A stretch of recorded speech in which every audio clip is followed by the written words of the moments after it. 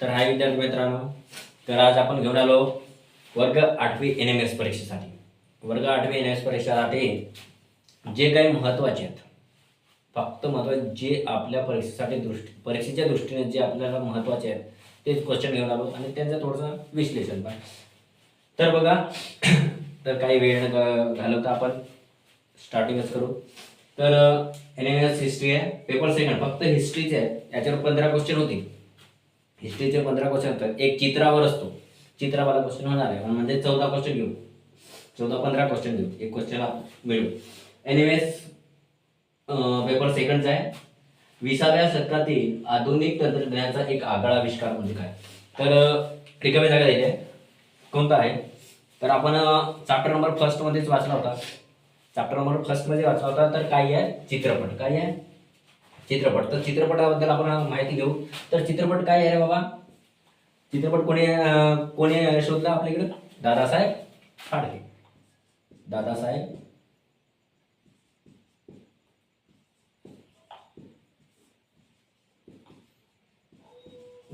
फाडके. कधी? तर 1913 यांनी चित्रपट सृष्टीची मुहूर्तमेढ रोवली भारतामध्ये. तर याच्यानंतर क्वेश्चन नंबर 2 घेतो. दुसरा क्वेश्चन आहे, डॉक्टर बाबासाहेब आंबेडकरांनी एप्रिल 1927 मध्ये कोणते पत्र सुरू केले? डॉक्टर बाबासाहेब आंबेडकरांनी 1920ला पण एक चालू केले आणि 1927ला एक चालू केले. तर बघा, 1927ला याचा आन्सर आहे बहिष्कृत भारत. बहिष्कृत भारत केला समाज प्रबोधनासाठी. तर हा कधी केला? 1927ला डॉक्टर बाबासाहेब आंबेडकरांनी. आणि त्याच्याबरोबर मूकनायक हा डॉक्टर बाबासाहेब आंबेडकरांनीच केलाय. हा काय पाक्षिक आहे, पाक्षिक. तर हा कधी केला? तर हा केला 1920ला. 1920ला. त्याच्यानंतर हा जो दिसतो, आता आपण काय करायचं, जे बाकीचे पण ऑप्शन आहेत ना त्याच्याबद्दल पण जाणून घेऊ का ते कायच्याबद्दल आहे, जेणेकरून आपल्याला जास्तीत जास्त त्या पाठाचा पण सराव होऊन जाईल. तर बघा, प्रभाकर आहे, एक आहे प्रभाकर आणि एक आहे निबंधमाला. प्रभाकर आणि निबंधमाला हे दोन आहेत. तर प्रभाकर जो आहे हे काय? गोपाळ हरी देशमुख. गोपाळ हरी देशमुख यांनी चालू केले. आणि दुसरं काय? निबंधमाला आहे विष्णू शास्त्री चिपळूणकर.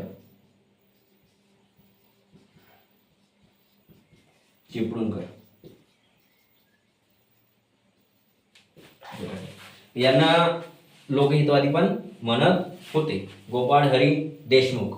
तसा गोपाळ कृष्ण गोखले पण आहे. आपण याच्या नावामध्येच गोंधळ करतो, गोपाळ कृष्ण गोखले, गोपाळ हरी देशमुख मध्ये. पण गोपाळ लोकहितवादी उर्फ गोपाळ हरी देशमुख हे नाव आपण लक्षात ठेवू. तर याच्यानंतर याचबरोबर डॉक्टर बाबासाहेब आंबेडकर कोणते केला, कोणते पत्र चालू केले? तर एक आहे, त्याचं पण नाव लक्षात ठेवा, जेणेकरून अगर पेपरमध्ये आलाच तर आपण लिहायला सोपी जाईल. तर एक आहे जनता पण विचारतो. दुसरा आहे जनता आणि कोणता आहे? जनता. आणि एक होता ना प्रबुद्ध भारत.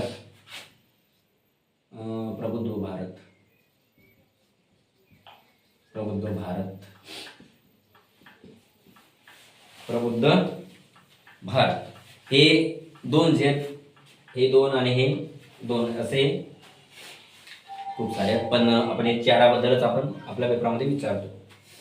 तर हा झाला याचा. तर क्वेश्चन नंबर 3, इसवी सन 1450 मध्ये छपाई यंत्राचा शोध कोणी लावला? तर बघा, छपाई यंत्राचा शोध कोणी लावला म्हणत आहे? 1450ला.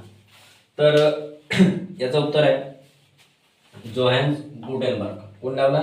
जोहान्स गुटेनबर्ग यांनी छपाई यंत्राचा शोध लावला. तर आपण आता बाकीचे पण जोहान्स गुटेनबर्गने हा जो शोध लावला 1450, याच्यानंतरच नवीन विचार, नव्या कल्पना लोकांपर्यंत पोहोचू लागल्या. तर याच्या बघा, आपण एक बघू. हा रॉबर्ट क्लाइव्ह आला. हा रॉबर्ट क्लाइव्ह कोणता? त्या दुसऱ्या चॅप्टर मधला आहे, त्या वेगळ्या चॅप्टरला. रॉबर्ट क्लाइव्ह याने काय केलं रे बाबा? सांगूनच देतो. रॉबर्ट क्लाइव्ह याने काय केलं? दुहेरी राज्यव्यवस्था स्थापन केली. दुहेरी राज्य व्यवस्था.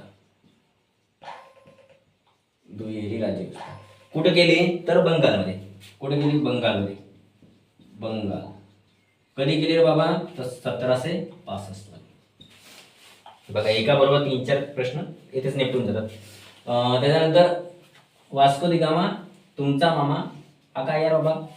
याने भारताचा म्हणजे दक्षिण आफ्रिकेच्या टोकाला वळसा घालून भारताच्या कालिकत बंदरावर येऊन हा पोहोचला. तर हा कधी पोहोचला? पेन चेंज करून घेतो. वास्को दी गामा. बघा वास्को दी गामा हा कधी आला बाबा? तर 1498 ला. 1498 ला आला. दक्षिण आफ्रिकेच्या टोकाला वळसा घालून हा भारताच्या कुठे पोहोचला? कालिकत बंदरावर.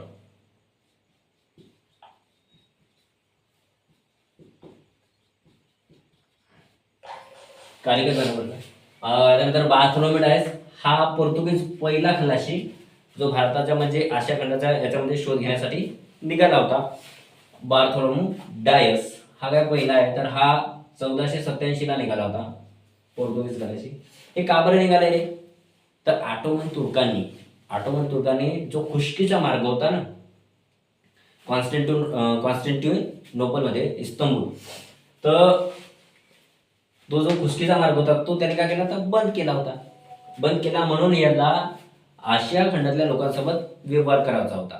त्या व्यापारासाठी यांनी मग सागरी मार्गाचा शोध घेण्याकरता हे 3 दर्यावर्दी हा एक झाला. पहिले आला होता सर्वात पहिले 1487 ला हा निघाला बार्थोलोमेव डायस. हा कुठे पोहोचला रे? तर हा पोहोचला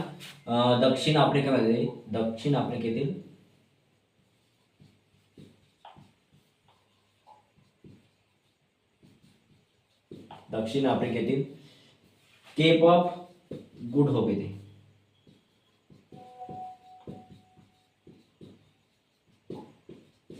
केप ऑफ गुड होप येथे हा पोहोचला.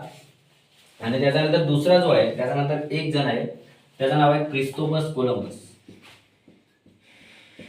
क्रिस्तोफर कोलंबस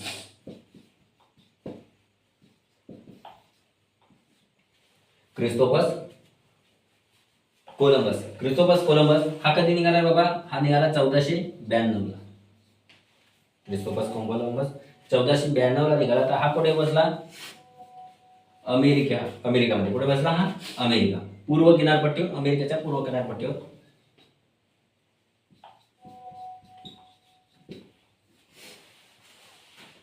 हा झाले.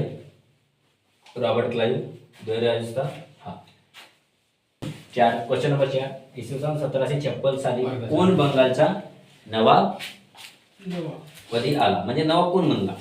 तर मीर जाफर, सिराजुद्दौला, मीर कासिम की शाह आलम. आता हे 4 मधून आता एक आपण करेक्ट सांगू.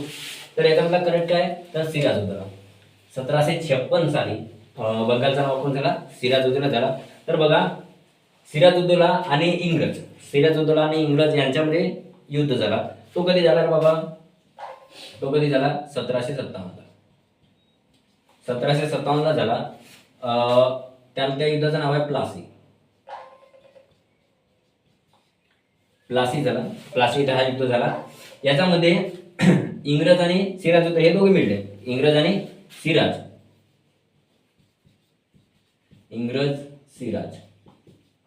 याच्यामध्ये सिराजचा पराभव झाला. का बरं सिराजचा पराभव झाला? याचा जो मेन माणूस होता कोण? तर मीर जाफर. कोण होता? मीर जाफर हा सेनापतीच होता. मीर जाफर होता. त्या रॉबर्ट क्लाइव्हने का केलं? म्हणजे इंग्रज अधिकारी कोण? Robert Clive. आता ज्याच्या पहिले एक क्वेश्चन गेला होता ज्यानं दुहेरी राज्यव्यवस्था स्थापन केलं तो रॉबर्ट क्लाइव्हने का केलं आहे? रॉबर्ट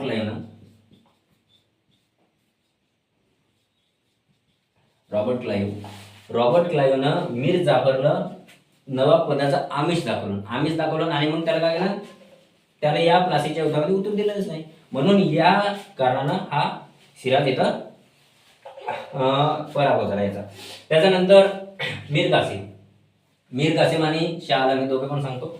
मीर कासिम आणि शाह आलम हे दोघे आणि एक आहे याच्यामध्ये एक आहे अयोध्येचा नवाब. अयोध्येचा नवाब कोण आहे? शुजाउद्दौला.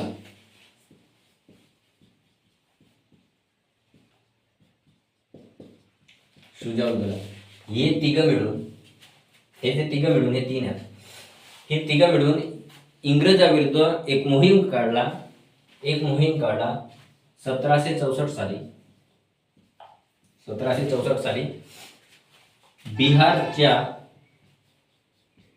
बिहारच्या बक्सार येथे युद्ध झाले.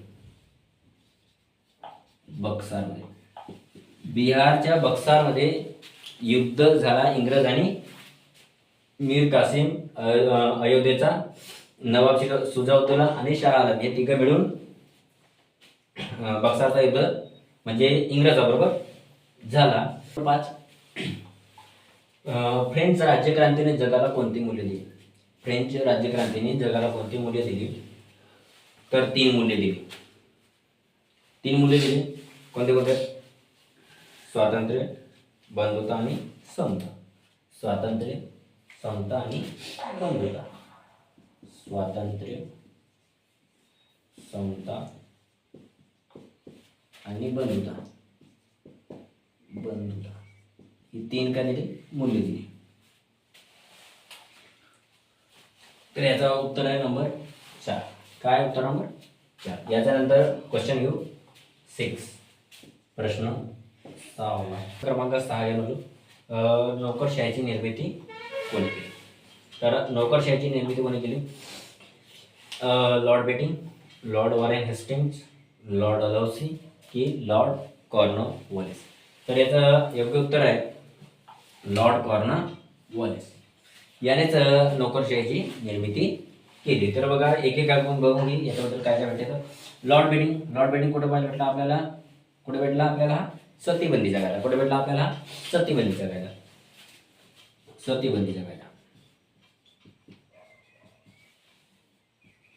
सतीबंदी कायदा. त्याच्यानंतर डलहौसी कुठे भेटायला आपल्याला? डलहौसी विधवा पुनर्विवाह.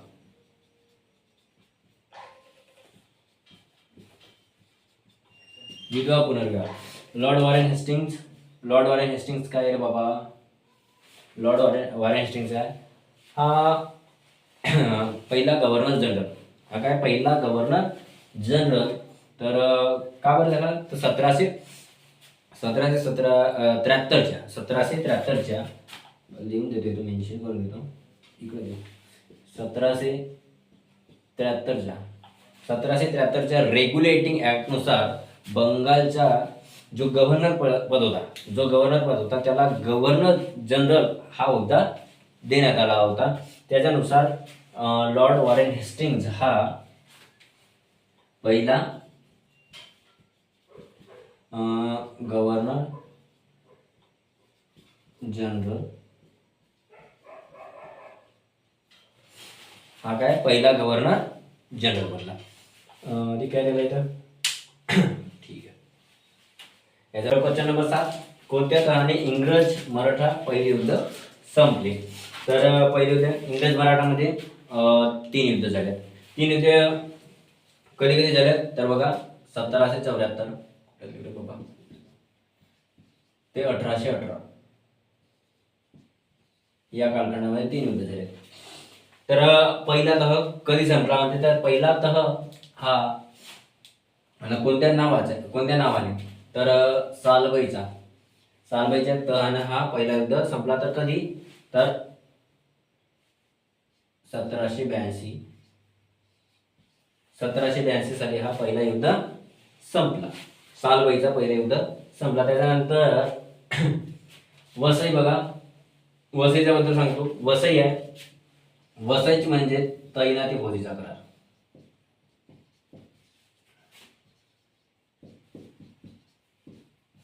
वसईच म्हणजे तैनाती फौज आली. लॉर्ड वेलेस्ली आला. त्याने तैनाती फौजीचा करार केला मराठ्यासोबत आणि तोच तैनातीचा करार हा झाला 1802 ला. तोच करार वसईचा तह म्हणून ओळखला जाऊ लागला. त्याच्यानंतर येतो म्हैसूर. म्हैसूर काय आहे तर म्हैसूर आहे मागच्या चॅप्टरमध्ये, याचा पहिला जो चॅप्टर आहे चॅप्टर नंबर 3 समथिंग मध्ये असेल तर हैदर अली हा म्हैसूरवर राज्य करत होता आणि इंग्रज आणि म्हैसूर युद्ध झाले होते. तर हैदर अलीचा मुलगा कोण तर टिपू सुलतान आणि इंग्रज यांच्यामध्ये युद्ध झाला 1799 ला. 1799 ला टिपू सुलतानचा मृत्यू झाला. टिपू सुलतान कुठे झाला तर श्रीरंगपट्टणम.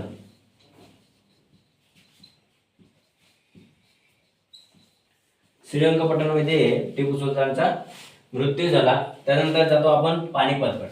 बघा पानिपत बद्दल आपल्या याच्यामध्ये काही आहे नाही तरी पण सांगून देतो. पानिपतचे 3 युद्ध महत्वाचे आहेत.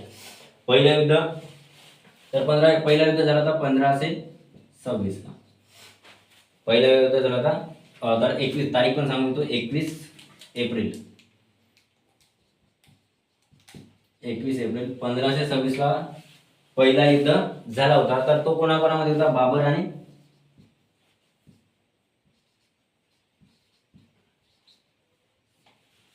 आणि एक कोण होता बघा बाबर आणि इब्राहिम लोधी.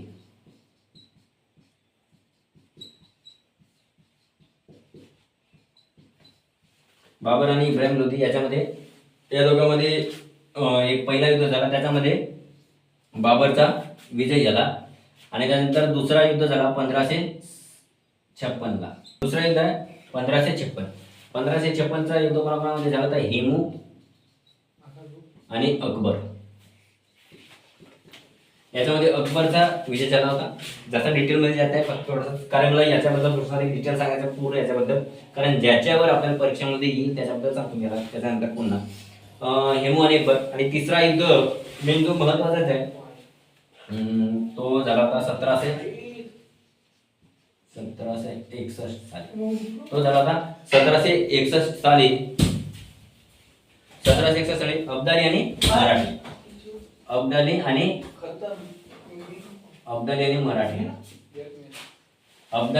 मराठी याच्यामध्ये हा तिसरा युद्ध झाला होता आणि याच्यामध्ये अब्दालीचा विजय झाला होता.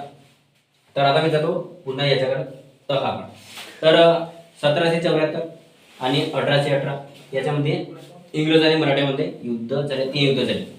त्याच्यामध्ये एकजुटीने युद्ध लढून मराठ्यांचा विजय झाला. तो सालवाईचा लढाई झाली. त्याच्यानंतर इंग्रज आणि मराठ्यामध्ये एक तह झाला, त्याला सालवाईचा तह म्हणून ओळखले जाते आणि त्याच्यामध्ये तो पहिला तह म्हणून ओळखला जातो.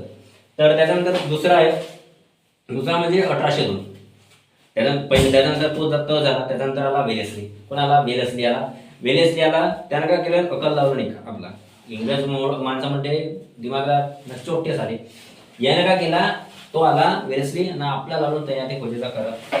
तैनाती फौजेचा लावलं. तैनाती फौजेला त्यांना आता याच्याकडे काही उरलाच नाही काय करायचं म्हणून. तर 1802 मध्ये त्यांना मराठ्यासोबत तैनाती फौजेचा करार केला. त्याच्यामध्ये त्या कराराला वसईचा तह म्हणून ओळखला जातो. त्या तहानंतर तो तह झाला. आता काही मराठी सरकार या तहाला मान्य नव्हते म्हणून त्यांनी इंग्रजावर युद्ध पुकारले. तो दुसरा झाला. त्याच्यामध्ये पण इंग्रजांचा विजय झाला. त्याच्यानंतर तिसरा युद्ध झाला. दुसरा बाजीराव आणि इंग्रज यांच्यामध्ये युद्ध झाला आणि बाजीराव याच्यामध्ये पराभव झाला. हे झाले 3 युद्ध.